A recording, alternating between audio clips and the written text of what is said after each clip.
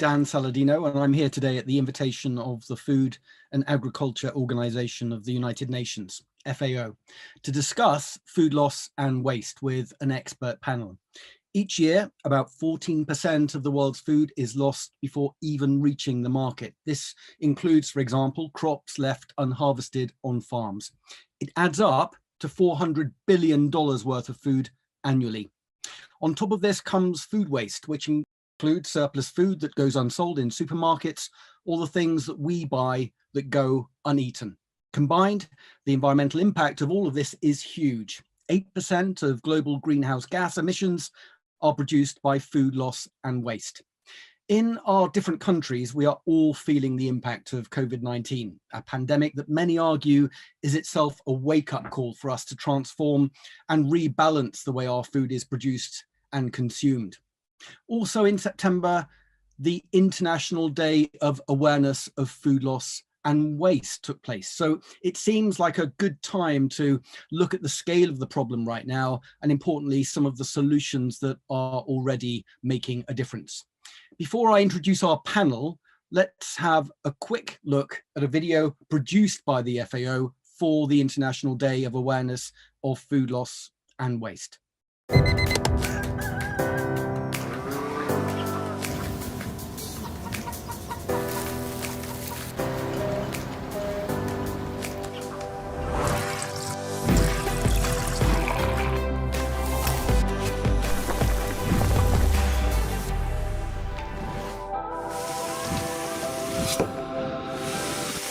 It's easy to forget how food arrives on your plate.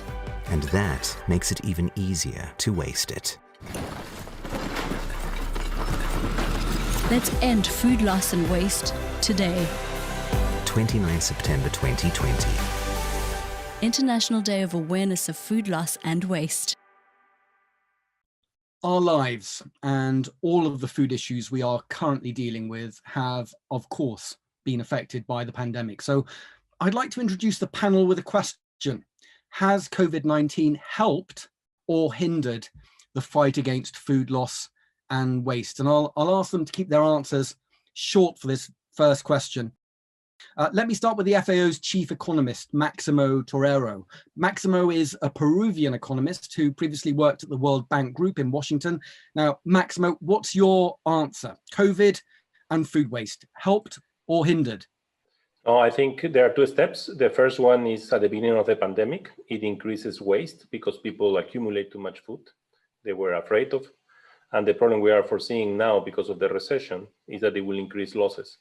Why I'm saying that? Because the recession will reduce the demand for products that are normally exported from developing countries. And that will make that many producers will have to leave in the field what they have produced.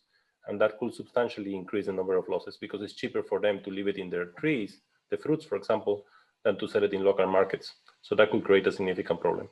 Okay, so and we'll dive into some of the detail of what you've just explained there now. Next, Tristram Stuart is a writer and activist at the coalface of the fight against food loss and waste. His book, Waste: Uncovering the Global Food Scandal, published over a decade ago, led to his founding of the charity Feedback and the creation of Toast Ale, a craft beer brewed from bread that would otherwise be wasted. Now, Tristram, hindered or helped? Not to gainsay what we've already heard, it's also the case that people are cooking from home from scratch more. They're appreciating food more, thinking more carefully about how they consume food. And surveys suggest that isolation, lockdown, has actually reduced household food waste. That, of course, is not a sustainable long-term trend that we want to encourage.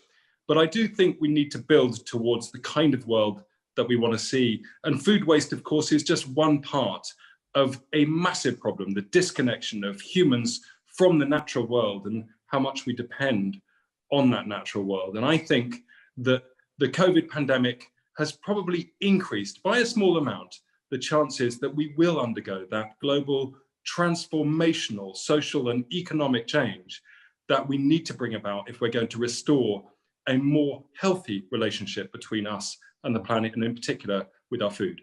Lots for us to discuss there. Thank you, Tristram. Next, Elettra Wiedemann is the executive director of Mama Farm in Brookhaven, Long Island, New York.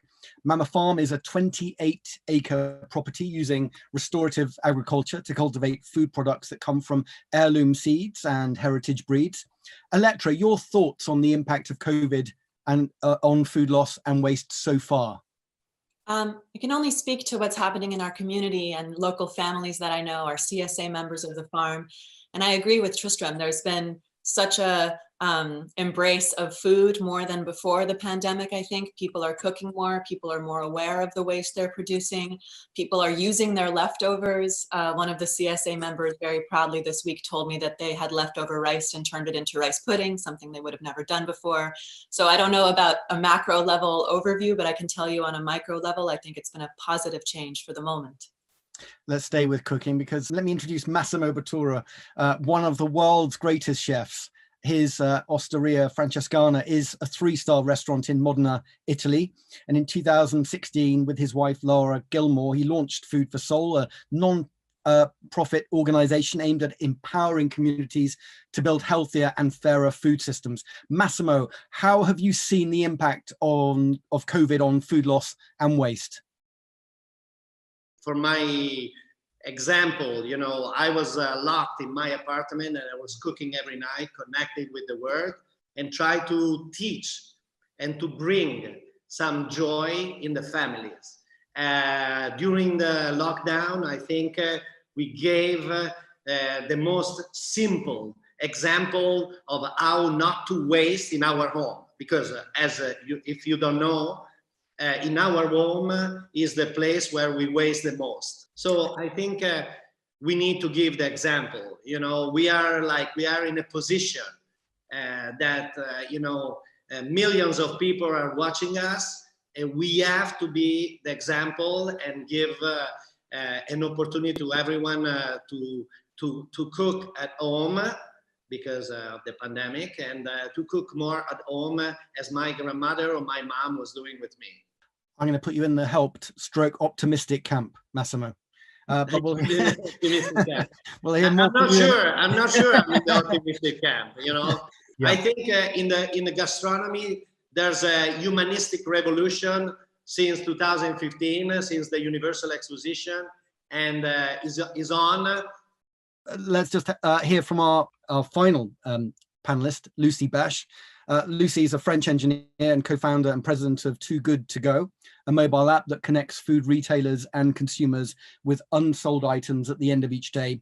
Too Good To Go has already been a success in Europe and was launched in parts of the US last month. Now, Lucie, your kind of overview of food loss and waste during COVID. I would actually say what has been said already, but indeed, I think it's short term, we've seen a huge increase of food waste because we've suddenly brought a lot of uncertainties all across the food chain, and that caused a lot of waste. I would say that we do have hope that people, on the long term, people will actually change their habits and become better towards their food. So I think it's Tristram who said what matters is that people actually reconnect with their food. And I totally agree with that. We have understood that food is such a central part of our lives. And, you know, we've talked about this notion of things being essential, and food is definitely an essential part of our lives. So we've seen a lot of good numbers. Talking about numbers, Massimo, people have taken more time to cook. More than 40% have taken more time to cook. They bought only the products that they actually needed.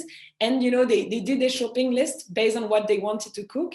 So people have gotten into great habits. And what we do at Too Good To Go is wanting to grow the global movement for fighting food waste. And I think at least COVID has been an enabler for many people to realize that they need to contribute to that global movement, and they need to change what they do to reduce food waste at home, but also across the whole food chain. Well, thanks for some great initial answers there. And as Massimo mentioned, the data is really important. So Maximo, what do we know about the scale of the problem of food waste and loss where we are right now in 2020? So what we know for sure is before COVID-19, which is the 14% that you refer, but that refers to losses only. And we need to be very clear with what we mean by losses. Losses goes from the post-harvest up to wholesale included. Waste is from retail to the consumer. That was 14%. Now, we don't have exact numbers after COVID-19 or during COVID-19, we know two things on COVID-19. One, when it started and when there was the lockdown, in the losses component, there was a significant amount of food loss at the beginning because of lack of labor to do the harvest and because of lack capability of high-value commodities to be able to go to the markets. That's when you saw enormous amounts of milk, for example, being thrown away. But thanks to the management of the agricultural sector, that started to decline immediately. And now we are more comfortable and they have shown to be resilient and fix those problems.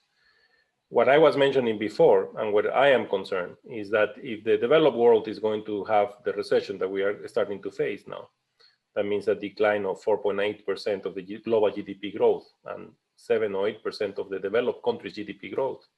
For sure, the demand for high-value commodities, export high-value commodities, will be reduced. And that could increase the production that is going to be normally exported, and that could increase the number of left in the field production. So losses pre to the harvest process. What is the exact amount?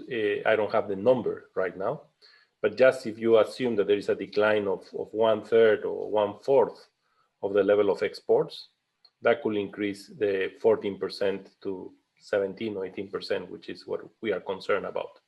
Now, there is a solution to that. And the solution is how we develop programs that will help to use that food and to sell it to people which is in need. Certain countries are doing that by conditioning their subsidies to the farmers if they deliver that food to food banks, for example. So I provide you a subsidy to keep you going, but you have the condition that you have to package that fruits and vegetables that you were going to leave in the field and ship it to food banks, for example, or to other programs that will use that. So we need to be very innovative here, and we need to move fast because it depends on the harvesting period. And those are the programs that we need to put in place to resolve this problem.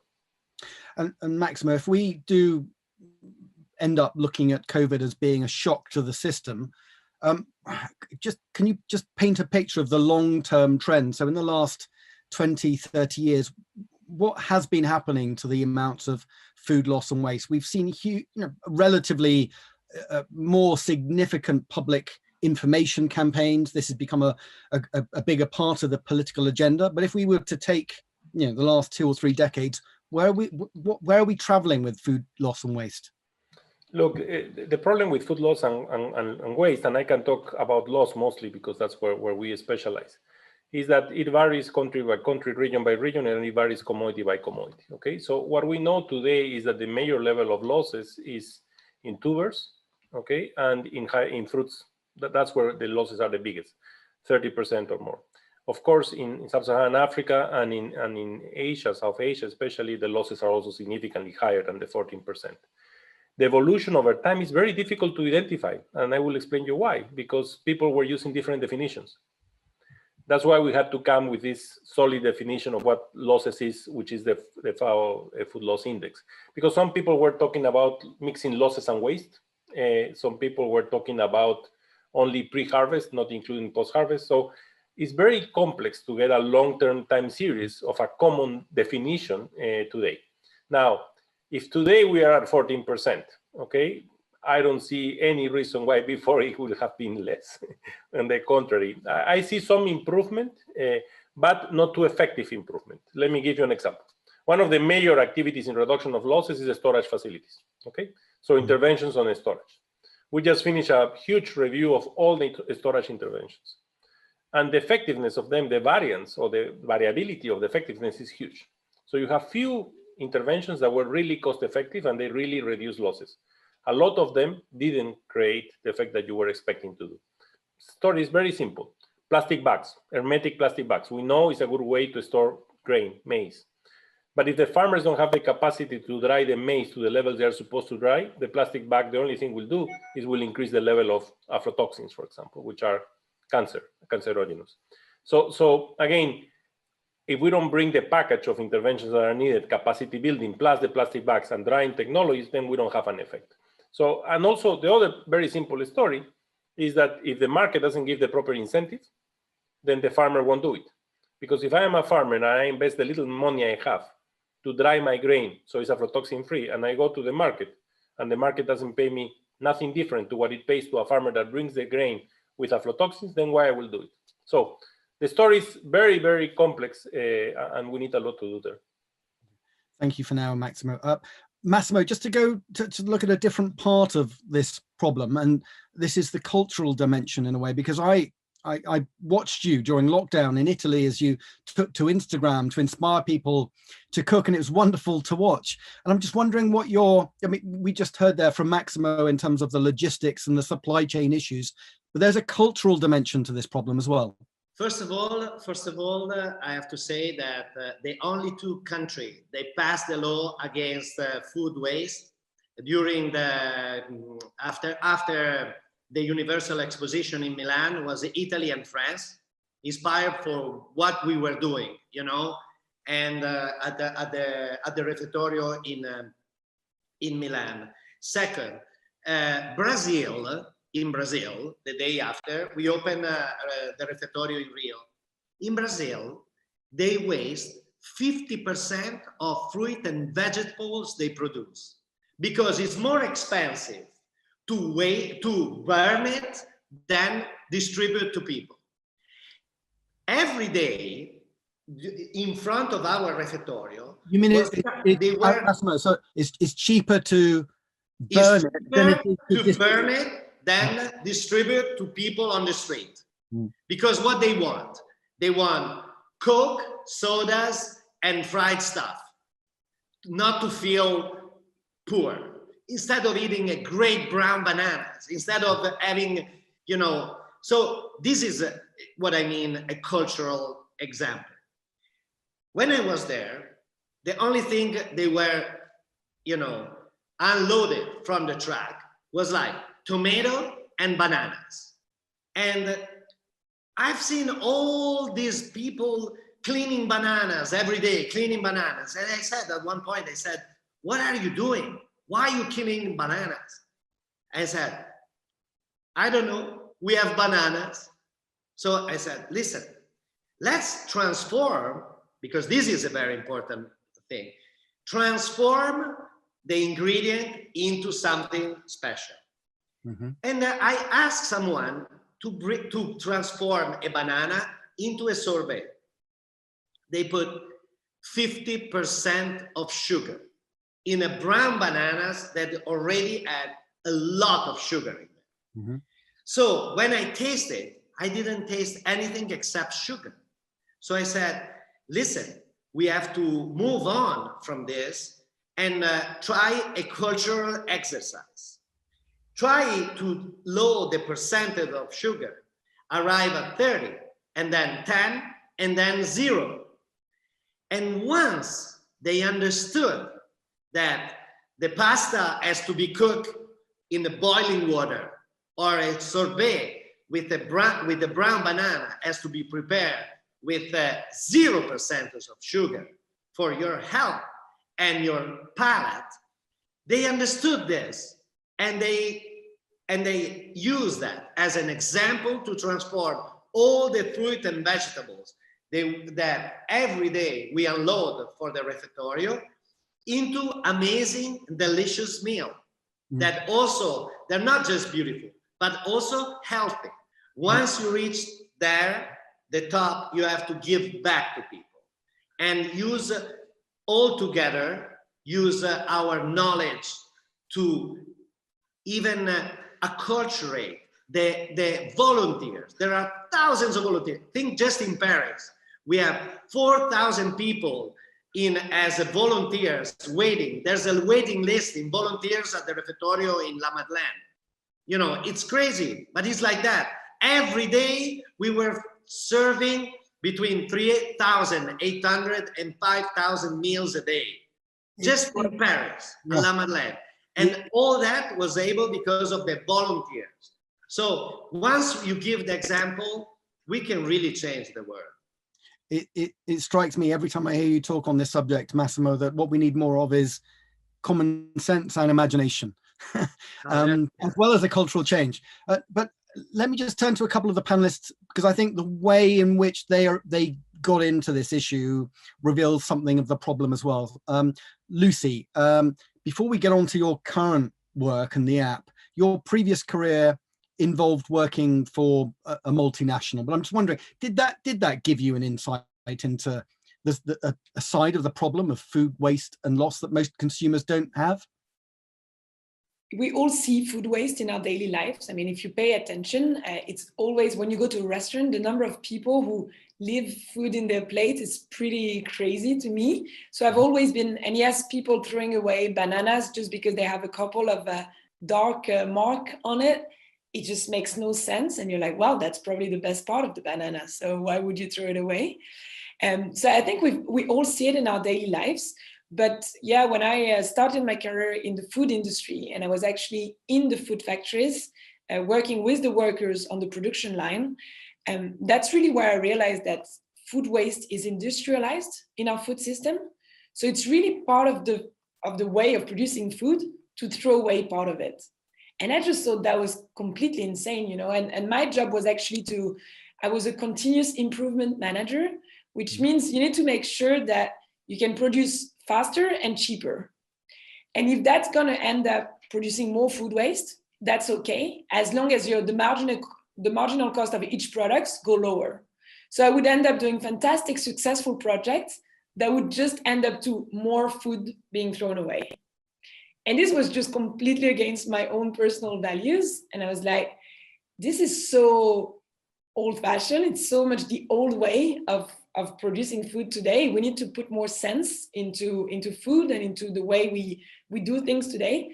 So I was like, instead of trying to change a little bit the old system, how can we create a new way, and how can we create a new system? And I think that's really what we need today is a different approach to the way of producing food.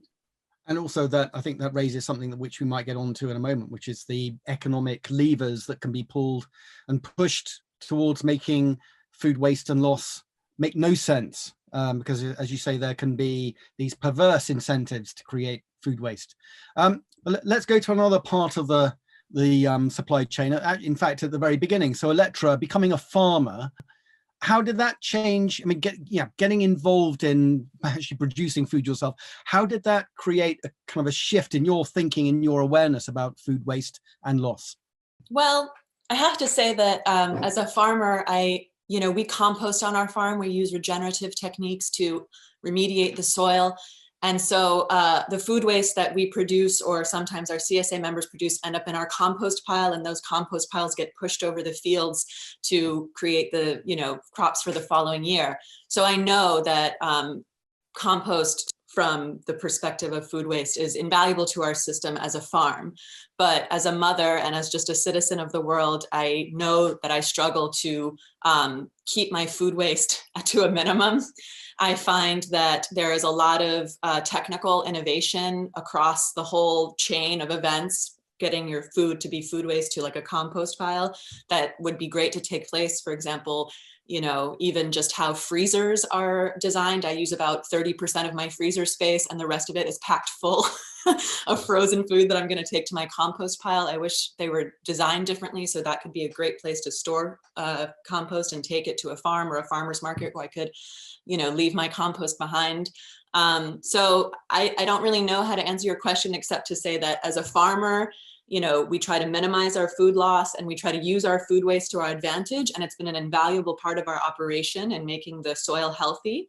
But as a consumer and as a mother, even with the best of my efforts, I find that I am continuously foiled to, minimize my food waste and keep it down to nothing, or at least a bare minimum. Mm-hmm. And this might be too big for us to get into right now, but I guess what you're describing there is a certain model of agriculture, which is small scale, I guess, which is more of a mixed farm. And would you argue that type of agriculture and food production is less wasteful? I would argue, I know that since we started the farm and we started using regenerative agriculture techniques, we've had much less food loss because the soil is so healthy. We've been able to create robust plants that are able to fend off, pests. Plants are like humans, they have immune systems. If the soil is healthy, the plants have healthy immune systems. They're more able to stand up to pests and things that try to fight them off. Just like us, we get colds, plants get colds too. So from Sorry, can you repeat the question? Because I got lost on my train of thought. Well, I guess I was just interested in your particular model of farming, and Yes. wondering whether you would argue and actually say that the approach you're taking is less wasteful than other farms that might say they're producing more food. Yes. We are a very small scale. We operate differently than many farms, but I would argue it's less wasteful. And I know that since we've started using these regenerative agriculture techniques, our food loss on the farm has gone from about 25% 5 or 6 years ago to about 8 to 10% nowadays. So it does have real effects. Okay, well, thank you. Let me just turn to Tristram, because Tristram has a fascinating starting point in the whole food waste, food loss story. And I know that 20 or more years ago, Tristram, you were digging around in waste bins outside supermarkets looking for food to eat, what is sometimes called freeganism. How did that send you off on a road towards campaigning and activism? And actually, in terms of what you saw, how did it make you feel? I started rummaging in food waste bins, as you say, when I was a teenager, actually, and I was keeping pigs. And Dan, you were here just before lockdown, and you met the descendants of those pigs still eating food waste. And of course, at the time, it was both shocking to see that level of food waste, but also it felt great to be getting free food, originally for my pigs and ultimately to feed myself. There's an inner hunter-gatherer that sort of grunts in satisfaction when it finds a big haul of free food. But back then, being a food waste campaigner was a lonely job. And I can't help but feel at least partly optimistic. You know, the transformation in the way food waste has become an issue that has both engaged nation-state governments. Massimo mentioned France and Italy's food waste laws. Those are the best known. In fact, many countries have really good policies to tackle food waste. Maximo was talking about subsidies for farmers. France and the USA actually give you tax rebates if you're a company and you donate food rather than destroying it. The UK has incredibly robust legislation to stop supermarkets dumping food waste on their farmers. You know, there are a whole raft of policies that do exist. We've got the United Nations now that has set the target of halving food waste by 2030. I sit around a table with some of the CEOs of the biggest food companies. And then perhaps most optimistic of all is the way in which entrepreneurs, like myself with Toast Ale, like Lucie with Too Good To Go, but in fact a huge movement of entrepreneurs have started mining that $400 billion worth of food that you mentioned at the beginning, Dan, that are currently being wasted, but actually are hugely valuable if you can find a way of getting that food in an edible and delicious, nutritious way to consumers who really want it, and often at a price that is lower than the premium products that people waste their money on. That's the whole point of Too Good To Go, is people are getting food that might otherwise go to waste, perfectly good, edible food at a discount. And I'm earlier today, I was on the phone to Ben Chesler, one of the former founders of Imperfect, which is the ugly fruit and vegetable veg box scheme in California. I introduced the directors of that company to each other in 2014 at one of our big events in Oakland, Feeding the 5,000. And that company is now worth $300 million and is serving hundreds of thousands of customers. Maximo mentioned the waste of food in developing world countries because of exports and problems there. A lot of that waste happens because supermarkets and retailers in rich countries importing the food impose completely arbitrary and totally unnecessary cosmetic standards on that food. They cancel orders at the last minute, meaning that those developing world farmers who have spent a year growing food have to waste it.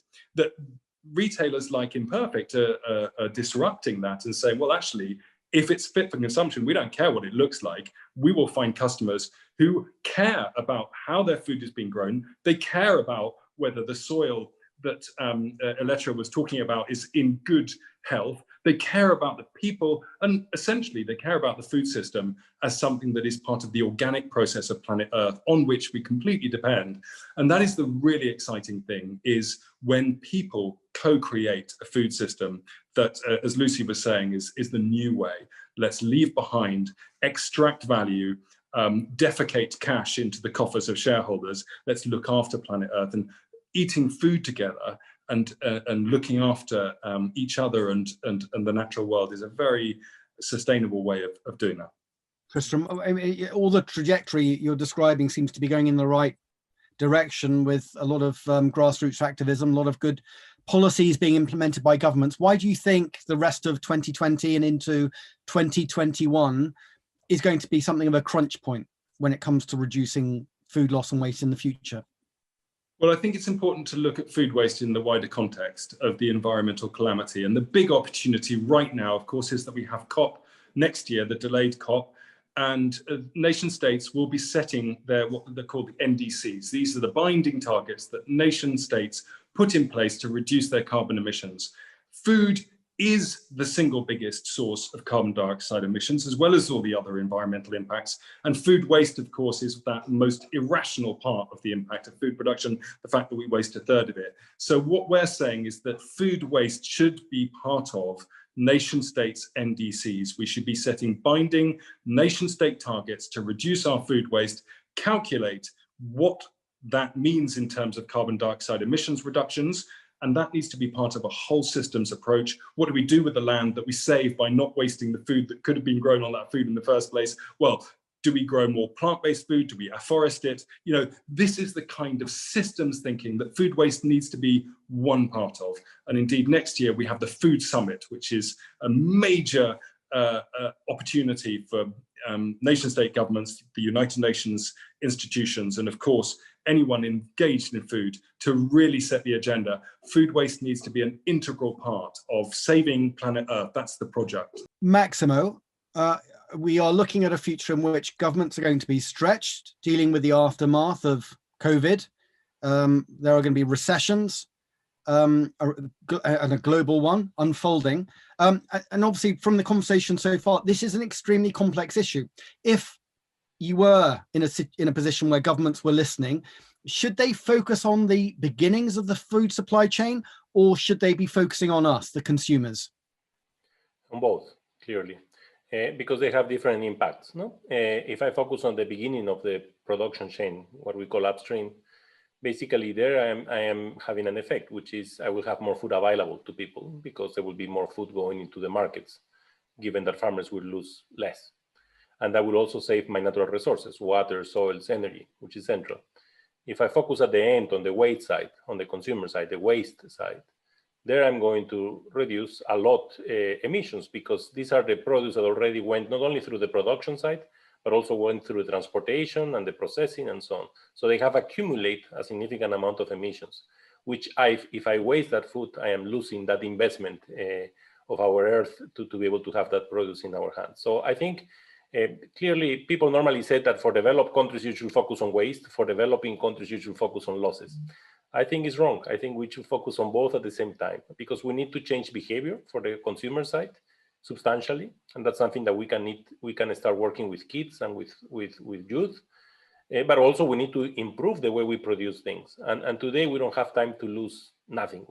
The dilemma of food loss and waste is that it doesn't make any sense. No? That we are losing 14% and we are wasting a significant amount of food. Doesn't make any sense in a world that we have 690 million people undernourished and potentially 132 million more. And we have 2 billion people that doesn't have access to regular food and 3 billion people that cannot eat healthy diets. How it can be possible that we are losing this amount of food or wasting food? So the change has to be huge. And yes, let's hope that the food system will help. The summit will help to bring more awareness to the importance of this, but especially let's focus that it become an action summit so that we can put actions in place, because food loss and waste is one of the few topics that crosses across the whole system. You can have all the types of trade-offs. You have trade-offs over water, over land, over energy. You have trade-offs over the environment because of the emissions. Okay, and then you have trade-offs over the consumers because they have less food to eat. So, which is crucial. So, I hope we can do really actions to change things. And during the International Day of Awareness of Food Loss and Waste, a lot of emphasis was placed on innovation and technologies as a way of transforming the food system. Can you give some examples of what you mean by that? Oh, yes. In the case of losses, for me, one technology that we need urgently is drying machines for smallholders. We don't have that. It's amazing, but Drying technology is designed for large holders, not for small. And one of the major problems of losses of food is that the grain is not dried properly because they use traditional methods and they need equipment to do that. But the other thing, and that's a lot of lack of evidence, no? But when we look at what is behind losses, okay, if we look at the pre-harvest part, a lot has to do with what Elettra was saying. A lot has to do with the soils, with the pests and diseases that go into the plant, which is starting from the soil. And if we don't find solutions to that, we are going to keep having those problems. When you look at the pre-harvest and the harvest process, a lot is because of labor. People don't have the skills, proper skills to be able to do the proper harvest, and they damage the products. When you look at the post-harvest part, it has to do with the storage, but it has to do also with the package to do properly storage, as I was mentioning before. Okay, and if you look after that and closer to the consumer side, then it's how we can basically keep the produce and extend the life shelf of the produce so that people can do it. And yes, there are standards that are too high, okay? But that's okay. You can have the standards that you want, and there are people that can eat whatever they want with the level of standards they have, as long as the products that don't comply with that standard have another market where we can sell it and where people can consume it. So if we create the differentiation of product and people know what they want to eat, so if I like a banana that is brownish, I can eat my banana that is brownish. I pay a lower price, great. If somebody wants a perfect banana, which no taste, because normally everything that is perfect in fruits doesn't have a good taste, they can go and buy it and pay 50% more of the price. That's great. The producer will get more and whoever is trading will get more. But as long as we create a market for the different types, that's what we need so that we avoid. But that a banana doesn't comply with the beautifulness that some consumers want doesn't mean that I have to trash it. That's the mistake. Well, that leads us very smoothly into Lucie's work. Now, Lucie, can you just explain how does the app work, and I guess what have you learned so far about the difference it can make? So I was saying, for me, the main thing when building a global movement is to look towards actions and solutions, making sure that everyone across the food chain can actually have daily actions to make a difference. And that's really the reason why we created Too Good To Go, to make sure that any citizen across the world can have a solution to act on food waste. So our mission is to inspire and empower everyone to fight food waste together. So the way the app works is that as a citizen, you're going to be able to see the stores around you, the food stores that might have leftovers at the end of the day. And you're going to pay a small fee on the app and come at the closing time when the store owner is about to throw all the food away, to pick up the food left and make sure that the food is eaten instead of being thrown away. Now, Lucie, I mean, with my phone, so in my local area, just describe the experience for me. So it's 6 o'clock in the evening. What happens? So you're gonna be geolocalized by the app, and you're gonna see all the stores that partner up with Too Good To Go. So it might be supermarkets, it might be restaurants, it might be quick service places, groceries, fruit and vegetable, anything you can imagine. And you're going to be able to pay basically between 3 and 4 euros and come at the closing time. You have a 10 minutes pickup window to get all the food that would have been thrown away. So it's really about building a win-win-win solution where restaurants have a great solution not to throw away their food anymore, where you as consumer, you actually get a great incentive to fight food waste and do something about it.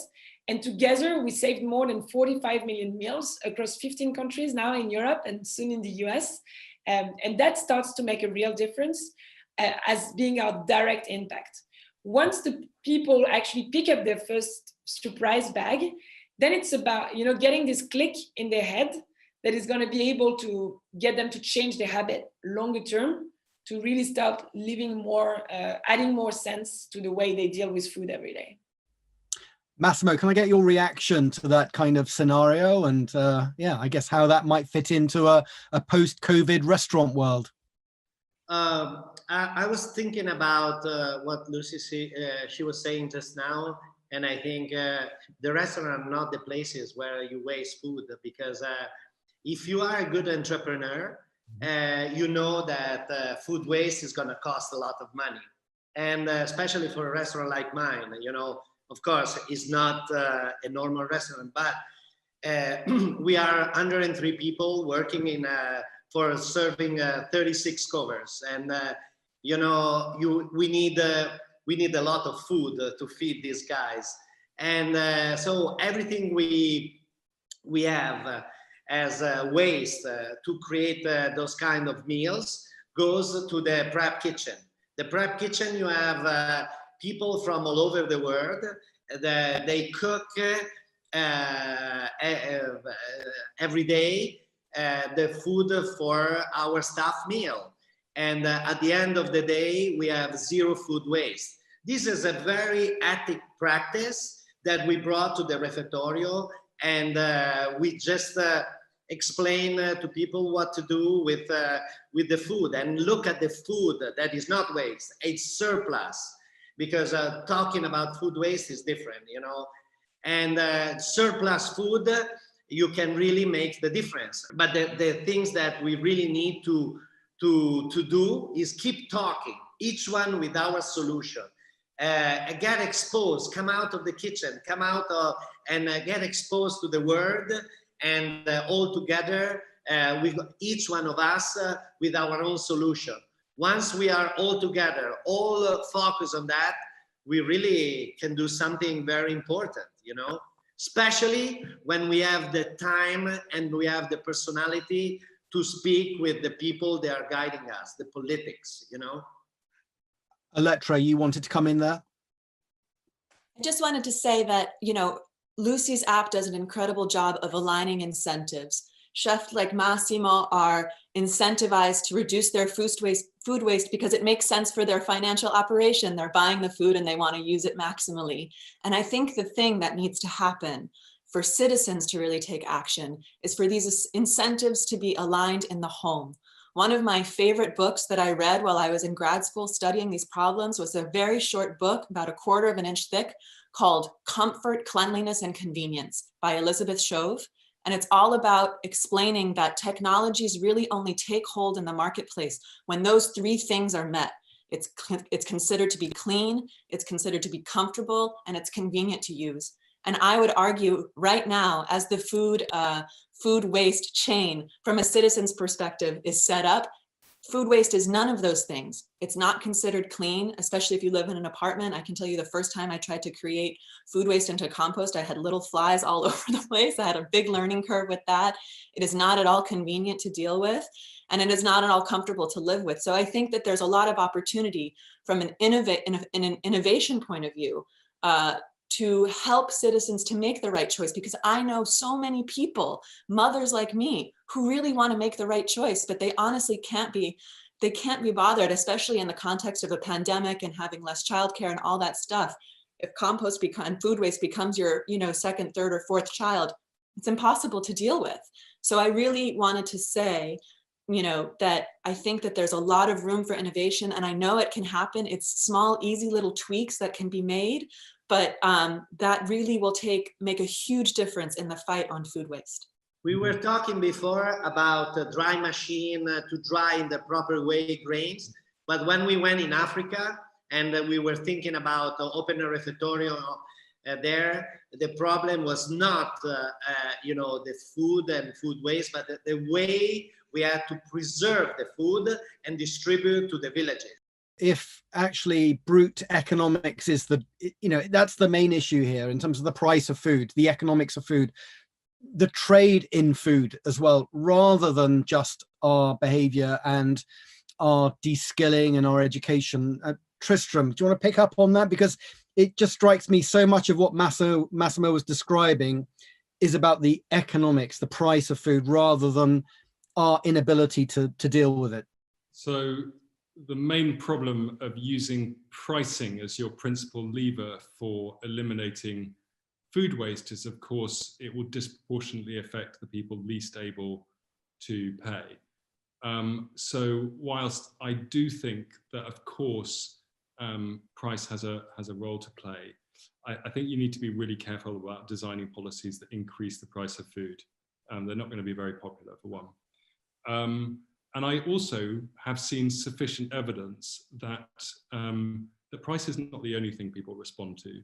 I think we've talked about people reconnecting to the value of food and wanting their food choices to align with the kind of world that they want to see. I think that carries an enormous amount of weight. But also the policy, of course, is central. And it's not just about tackling food waste. If you're tackling the way in which, let's say, supermarkets cancel orders and result in farmers having grown crops and wasting the whole lot, that's not just food waste and environmental impact, that's injustice as well. That's the powerful bullying the weak. And to give an example, I've never really felt as ashamed of being a European as when I was in Kenya. I visited Kenya 4 times in the course of doing work for Feedback, meeting farmers who had spent money, gone into debt, growing green beans and other produce for European supermarkets, and then weren't paid a penny because in the end there were cheaper beans available from Guatemala, or another supplier locally was able to supply those foods, so that farmers in Africa were working for free for Europeans again, and being abused by that system. To say that economics will solve that is not strictly accurate. The whole point is that the people bearing the cost, those producers, are the people in least powerful positions to affect that change. And the people who are causing that waste, the supermarkets in this case, are not bearing the cost. And so they won't save money. Indeed, they save money by playing farmers off against each other. And that's where you need policy. That's where the UK's Groceries Code Adjudicator Act, which came in and said, you're not allowed, if you're a big supermarket, to cancel orders anymore. If you do that, you'll be fined up to 1% of your turnover. That's a colossal fine. It'd be £500,000 in the case of a company like Tesco's. And of course, along with that, the whole naming and shaming and the public disapprobation of that particular company if it's exposed for doing that kind of thing. And there, as I say, I think it's not just about making food cheaper; it's about making the whole food supply chain fairer. And there are plenty of policies of the type that I've just mentioned that can be deployed to implement that. And before we bring this to a close, and I ask the last question to you all, Massimo, did you just? I saw you wanted to just come back in. I don't agree about that, because if farmers and in Europe. You know that they're selling Parmigiano Reggiano, for example, at 8, 9, 10 euro every kilo. To make a kilo of Parmigiano Reggiano, you need 15 liters of milk. So that means that you have to pay after you have to buy the milk or milk the cows, 15 liters. Transform into a kilo of Parmigiano Reggiano is like it's a crazy cheap amount of money. Then you have to wait 2 years till it gets dry and you lose weight, and then you sell it and you lose money. This is farmers in general. The farmers in general are like in a really, really bad position right now. The weakest chain of the whole thing. Slow food is fighting since 30 years about bello, pulito, e giusto. Giusto means right. They pay the right price to the farmers. They really need that. They really need to get close to the farmers, fishermen, cheesemakers, fishermen. Oh my God. It's like they don't pay anything, the fresh fish, just, fish. It's about that. It's about pay the right price to these people, to people like Elettra. They're like making, and how much they cost to make a farm and transform a farm like that. We were discussing about this with Dan Barber 10 years ago, and we are still discussing the same thing. And if we don't pay these people the right amount of money, the farmers, they're gonna disappear. The biodiversity are going to disappear. And, we're gonna stay with 4 producers, but they have the whole massive production of seeds and they control the whole market. This is the point. Which takes me to our last question, because all of this for the people watching, can seem so overwhelming and so complex, and I guess you could easily listen to these issues and feel completely disempowered and powerless in terms of taking action. So I just want to end on a question which will hopefully elicit a degree, some optimism and the opportunity for people to take some individual action. So almost like a quick fire round. Can I go to each of you individually? What single action can people watching this discussion take to make a difference themselves? Elettra, starting with you. I would ask people to try to find a local farm near you if you are able, and to sign up for community supported agriculture. That is what our farm operates on. It's a CSA program. Basically how it works is our members buy a share of what the farm produces in a given season. We get all the money for the season up front. That allows us to make investments in our own infrastructure and irrigation. And on the flip side of that, everybody at the farm gets a share of beautiful heirloom vegetables, eggs, honey, anything. You're buying a share of what the farm is creating. That is a great way to support small farms who are working towards maintaining and increasing biodiversity. That is the mission of Mama Farm.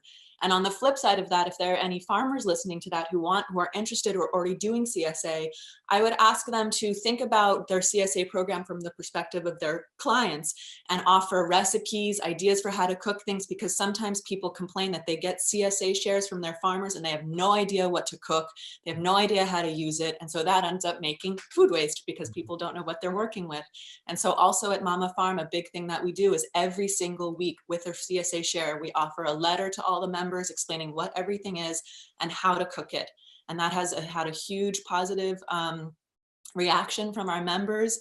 And I implore people to really consider that option and in their food, in purchasing food. Thank you. Lucie, aside from downloading the Too Good To Go app, what should we be doing? One idea, one thing. I think overall it's giving more time to food in your life, in your daily life. Just accept to spend time and to go back to what Massimo was saying, and to spend money on it. Actually, it's crazy because the only budget that hasn't increased in the last 50 years is the budget we dedicate to food. So people have money to buy electronics, to buy luxury goods, to buy, a lot of people are actually spending money on things that are not essential, and they don't want to pay the real price of their food. And for me, that's an issue, and it goes back to education, making sure that everyone understands how much time, resources, money needs to go into food to have a more sustainable food system. So I think it's really changing our mindsets around the way we see food in our lives. Thank you. Brilliant answer. Thank you. Maximo, you're thinking about these big structural global issues. Where does the individual fit in with this? Look, I think the individual plays a crucial role in all of this. And honestly, for me, trade is important because it allocates the resources in the best possible way. We live in a world, especially in agriculture, full of distortions. Especially in agriculture, is the world that has is the area that has the most distortions in the world, and that creates a problem to farmers. It creates a problem to the consumers and to everybody, and that has to change. But just to answer your concrete question, if we look at COVID-19 and what happened in COVID-19 since the beginning, the lockdowns, people in their houses, restaurants closed, the only sector that was resilient and that allow you to have still food in the supermarkets and everywhere, despite some people bought a lot at the beginning, was the agricultural and food sector. So it has shown to be a sector that really can handle these significant shocks. So my only thing will be that we need as consumers and as individuals to value what we have and to value what we eat and to think carefully that everything we are eating has a cost, it has a trade-off. If we don't use it properly and we don't care about it, it will have consequences as it's having today. But this is the only sector that even today, despite of the recession, is still growing. So something needs to say about these farmers that work very hard in wherever they are. It has to be local or it can be international, I don't care. But wherever they are doing their job, despite of COVID-19 and despite all the restrictions that were put over them. So let's value what we have and let's pay for it. Let's pay the proper price for it. Thank you. Thank you, Maximo. Tristram, for somebody who watches this discussion and gets to the end of the the film, what will they do next? What should they do next? What single action would you recommend? So I don't have a spiritual practice and I don't do yoga, but I do practice something I have come to call companionship. And companionship is a beautiful word. Com is the Latin for with, and pan, of course, is bread. And all European languages, compañero, copain, all of these words refer to a universal human behavior, and that is the sharing of food and the building of society and social bonds through the sharing of food. It is something that is actually a universal great ape behavior. It's very deep in our genes. And when I say companion, I think of first the people sitting around my table that I share food with and the friendship bonds that I develop with them. But I also think in a wider sense, if I am buying some food, I'm going to be in companionship with the people that have produced that food. What kind of companionship do I want that to be?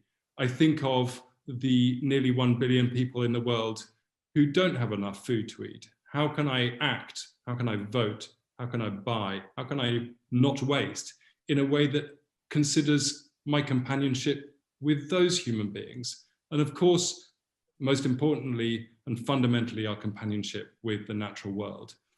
And if we take into account that extent of our use of food to build the kind of society and the kind of system that we want, I believe each and every one of us is empowered on a daily basis to recreate the food system, to recreate our connection to the natural world and to each other.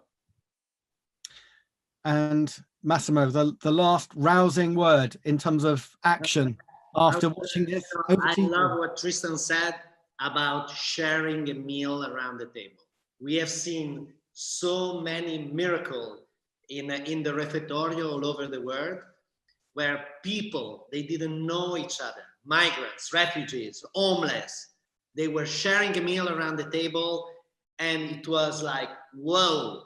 When we opened Maria Luigia, like our farm, and we create this dining experience, we brought back from the refectorio this idea of sharing a meal around the table. And we created a refectorio. We brought the refectorio experience into the fine dining. And we push the people to sit around the table, leave the phone on the side, and talk to each other. It's unbelievable. I love what Elettra said, buy local. More local you buy, the more you help the people around your area. Possibly directly from the farm, from the fishermen, from the cheesemakers, from the local producer. So the money, they go directly to them. Buy seasonal. Buy the right amount of food that you need in the refrigerator. Dedicate a little, like half an hour every couple of days, every 2-3 days, and to yourself, to your family. And at that point, what you do, you're gonna save money, because you're gonna save money. You will eat better, and you will fight food waste, because you're not gonna waste anything, because you're gonna cook everything you bought and you have in the refrigerator. This, I think, is the most and the simple practice you can do every day in your home. Great, thank you. Some excellent answers there, and also some really useful information. And I would like to thank all of you for taking part, and thanks to the FAO for bringing us together. And I urge all of you to follow the conversations after this on social media. So I'm sure there will be lots of discussion that we can pick up on, because each one of us is active on social media. We all have easily findable presences on the internet. And if you search through, you can also find editions of the food programme, the programme that I work on for BBC Radio 4, which are relevant to food waste and loss, not just the problems, but also some inspirational solutions as well. For now, though, find out more information about all of the panelists and the issues discussed at the address on the screen now. I hope the discussion will help us all to become better companions, and in the not just I guess in the interest of people, but also of the planet. So thank you very much.